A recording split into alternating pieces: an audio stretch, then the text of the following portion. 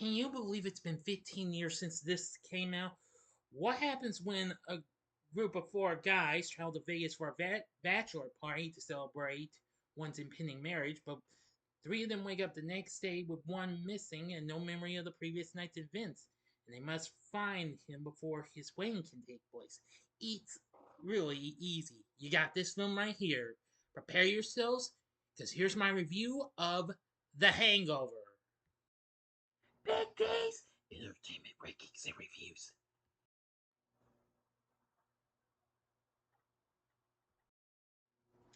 So, greetings, my fellow YouTubers, and welcome to Big D's Entertainment Rankings and Reviews. My name is Doyle, better known to as the Big D, and this time around I bring to you a review of the 2009 buddy comedy flick, The Hangover, released by Warner Bros., directed by Todd Phillips, written by John Lucas and Scott Moore, starring Bradley Cooper, Ed Helms, Zach Galifianakis, Heather Graham, Justin Bartha, Ken Jeong, and Jeffrey Tambor.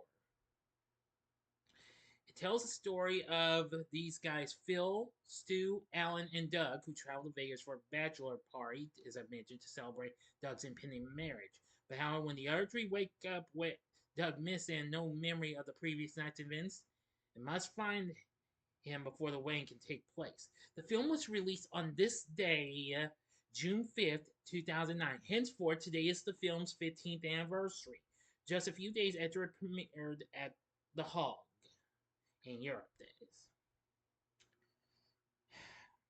This was a big success, and it became the 10th highest grossing film of 2009. And eventually became the highest grossing R-rated comedy ever. I'll talk about that later. Let's get into the story. 2 days before his wedding, Bachelor Doug Billings travels to Las Vegas with his best friends, Phil Winnick, a sarcastic elementary school teacher, Stu Price, an apprehensive dentist, and Alan Garner, his odd future brother-in-law.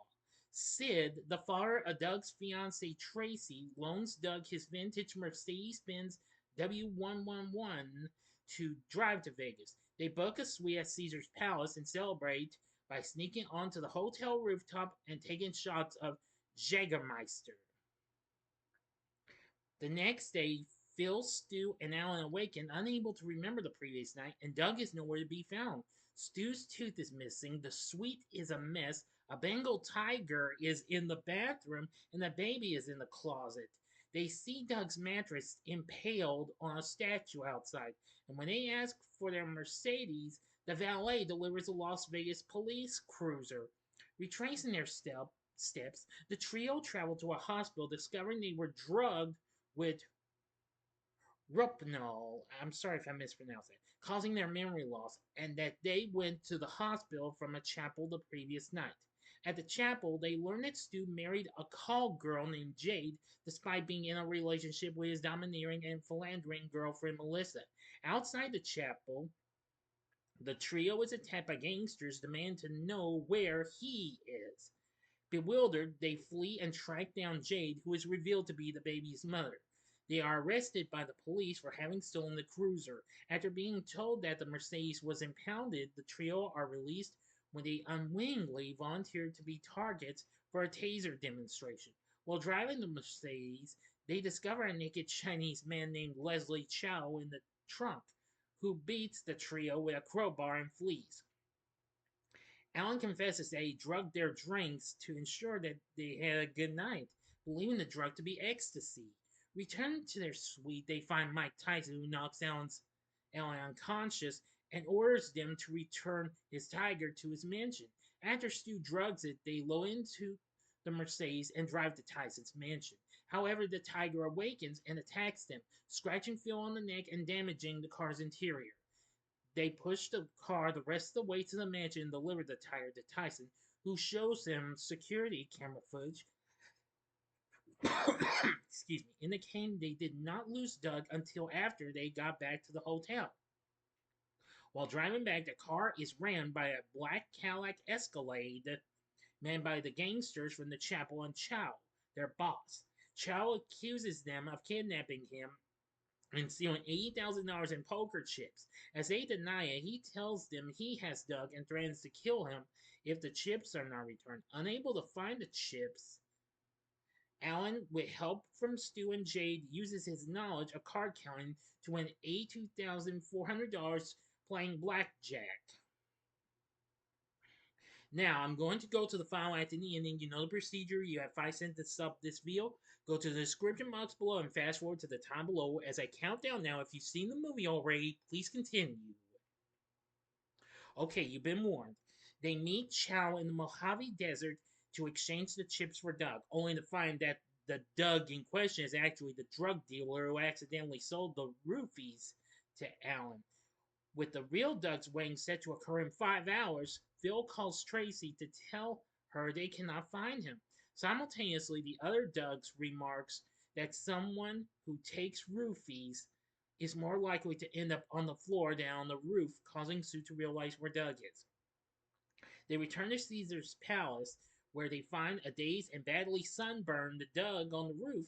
They moved him there on his mattress as a practical joke, but forgot when the roofies wore off.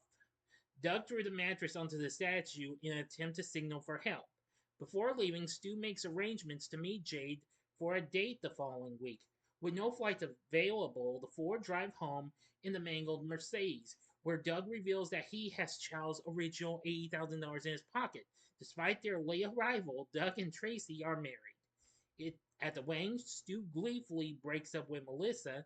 Alan finds Stu's digital camera containing photos of the debauchery from the night in Vegas, and the four agree to look at the pictures before deleting them. End of story.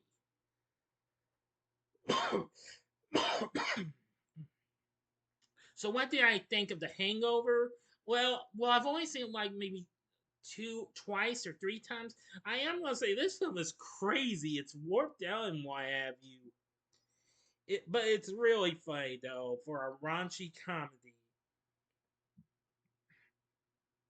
It had a lot of twists and turns and what have you, but still, I managed to have some fun with it. After I revisited the film for the first time last year, along with its 2 sequels, I am going to say this film is just a blast. After the film's release, the film went on to win the Golden Globe for Best Motion Picture, Musical, or Comedy and received other accolades. It went on to become the highest grossing R-rated comedy ever in the US, surpassing Beverly Hills Cop for almost 25 years, which had held that record. Film was just so big, it went on to make $469 million worldwide against its $35 million budget. After its release, it had a sequel that was released 2 years later, and in 2011, and 2 years later, in 2013, the third installment was released. While they were also box office hits, neither were well received critically. This one was. It got good reviews. The film currently sits certified fresh on Rotten Tomatoes at 79%. Saying with a clever script and hilarious interplay among the cast, the film nails just the right tone of raunchy humor, and the nonstop laughs overshadow any flaw. I agree. This film had a lot of laughs and what have you. Well, at times I couldn't handle much of later raunchy comedies, but soon after rewatching this, I could handle it. Anyway, this film's just so nuts, so and what have you. The Chicago Sun-Times praised the film for its funniness and its comedic approach. The New York Times praised Cooper, Helms, and Galifianakis for their performances in the film, as well as Todd Phillips for its direction. Of course, Todd Phillips had recently directed films like Road Trip and Old School, as well as Starsky and Hutch. And of course, this was still before he directed Joker. And yes, he would direct the sequel to that. That's coming up later on this year. Anyway,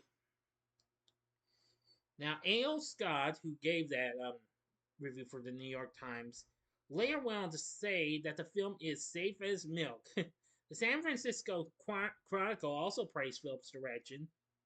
Mick LaSalle, the reviewer of this, for this, also praised the film's comedic scenes and called it the funniest movie so far this year in 2009. The LA Times praised the film for its per- perverseness. Perverseness. If I said that wrong, I apologize.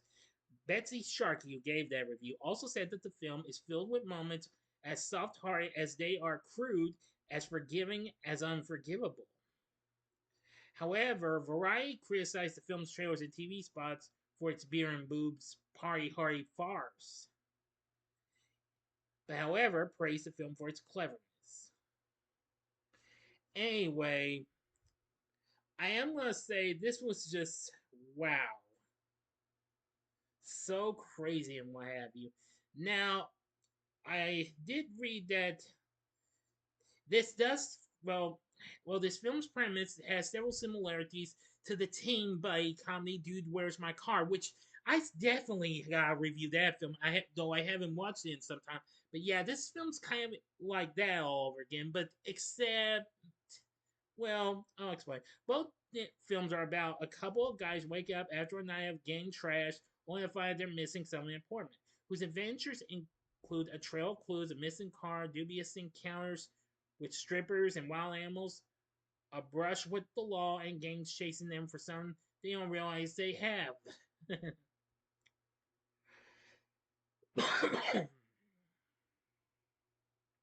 Yeah. So anyway, I feel like this is just so outrageously funny. This was just incredible. I like the film for its cast and Todd Phillips' direction. I mean, as much I think since he did Road Trip, I think this is probably one of his funniest films. And when this was still long before Joker and what have you. But anyway, I liked the film for what it had to offer, and its score from Christoph Beck was good as well. But the story is incredible as well. Now, for our cast, we have Bradley Cooper playing Phil. He was good. Ed Helms played Stu. Very good. Zach Galifianakis played Alan. I'd say he was very good too. He's very funny. Justin Bartha played Doug. He was good. Yeah, even though he goes missing from most of the film. Playing Jade is Heather Graham. Yes, I know that gal anywhere. Let's see. Sasha Bareilles played Tracy. Tracy and Alan's father, Sid, is played by Jeffrey Tambor, and Mr. Chow is played by Ken Jeong.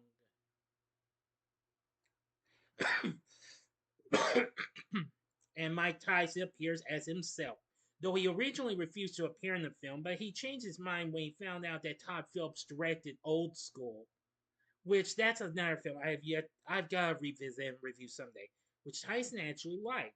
He later said that working on the film convinced him to change his lifestyle. There's also appearances from a host of others, including Mike Epps, Rob Riggle, and so many others. Oh yeah, Todd Phillips, the film's director himself, appears as the character Mr. Creepy, who appears briefly in an elevator. Definitely. So, so you know the cast is pretty good. So overall, with a crazy story, which is wild and crazy, and a great cast, a good score, and great direction from Todd Phillips, I say The Hangover is a film that I think is worth viewing. But would I recommend it? I'd say hell yeah, go for it. This is a film you must see. It's absolutely hysterical. It's nutsoid. It's crazy, etc., etc., etc., etc. Okay, enough said. So, what did you think of The Hangover? Let me know in the comments section below. If you like this video, click the like button, subscribe, and be a part of the Big D Nation. Continue to help support my channel, make it grow, and make the views grow. Join me next time when I bring to you a review of The Hangover Part 2. So if you like this, check out my reviews for these other two,